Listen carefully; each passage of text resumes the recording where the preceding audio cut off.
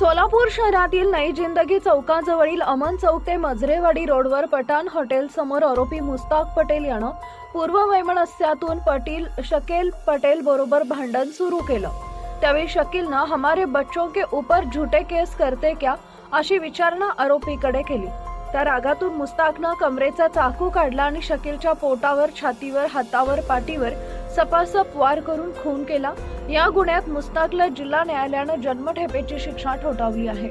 12 जून 2020 रोजी सकाळी 11:15च्या सुमारास शकीलचा खून करून मुस्ताक चाकू रस्त्यालगतच्या गटरीजवळ टाकून MIDC पोलीस ठाण्यात हजर झाला। तत्पूर्वी मृत शकीलचा भाऊ अलीमोद्दीन पटेल यानं विजापूर नाका पोलिसात फिर्याद दिली होती। पोलिसांनी आरोपी विरुद्ध गुन्हा दाखल केला आणि मुस्ताकला जेरबंद केले। वरिष्ठ पोलीस निरीक्षक हेमंत शेडगे यांनी गुन्ह्याचा तपास करून आरोपी विरुद्ध न्यायालयात दोषारोप पत्र दाखल केले। खटल्याची सुनावणी अतिरिक्त जिल्हा व सत्र न्यायालयात झाली। यात सरकारतर्फे जिल्हा सरकारी वकील डॉक्टर प्रदीप सिंग राजपूत यांनी काम पाहिले। सरकारतर्फे एकूण 14 साक्षीदार तपासले। यात 3 नेत्र साक्षीदार होते।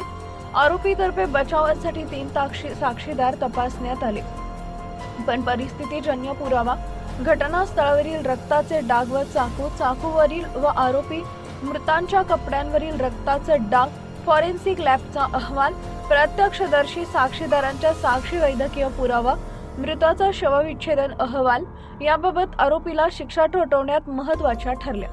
यात आरोपीतर्फे ॲडव्होकेट युविया डी जहागीरदार यांनी काम पाहिले। गुन्ह्याचा तपास पोलीस निरीक्षक हेमंत शेंडगे यांनी केला। कोर्ट पैरवी म्हणून सुनंदा घाडगे यांनी मदत केली। मृताच्या अंगावर चाकूने भोसकल्याच्या 11 जखमा होत्या। सर्व पुरावे आणि सरकारी वकील डॉक्टर राजपूत यांचा अचूक युक्तिवाद यामुळे मुस्ताकनं शकील पटेलचा खून केल्याचं सिद्ध झालं। सरकारी पक्षाचा युक्तिवाद ग्राह्य धरून न्यायालयानं आरोपी मुस्ताकला जन्मठेप व 5,000 रुपये दंडाची शिक्षा ठोठावली।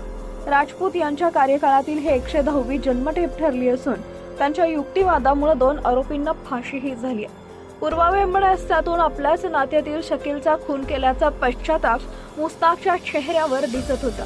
शुक्रवार दिनांक 28 रोजी अंतिम सुनावणी असल्यानं कोर्टात खूप गर्दी जमली। न्यायाधीशांनी शिक्षा ठोठावताच मुस्ताकच्या डोळ्यात पाणी होते, त्याच्या तोंडातून शब्दही निघाले नाहीत।